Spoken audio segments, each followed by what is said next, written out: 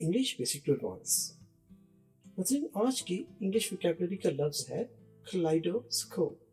इसको बोलना कैसे है? देखिए, कलाइडोस्कोप, कलाइडोस्कोप। इसका मतलब है ये एक खिलौना या आला है जिसमें आईने और रंगीन टुकड़े होते हैं, और जब इसे घुमाया जाए तो खूबसूरत बदलते हुए नक्शे बनते हैं। इंग्लिश में इसका मतलब होगा tube like thing with mirrors and colored pieces inside that create beautiful changing patterns when you look through it and rotate it। चलिए अब आपको तस्वीर से बताते हैं ये दिखने में कैसा है। ये एक ट्यूब सी है जिसमें शीशे और बहुत से रंगीन पैटर्न्स अंदर मौजूद होते हैं। जब इसे घुमाया जाता है तो इस किस्म के रंगीन पैटर्न्स नक्शे बनते हैं। चलिए अब इसको सीख लेते हैं जुमले से। ये देखिए, कलाइडोस्कोप।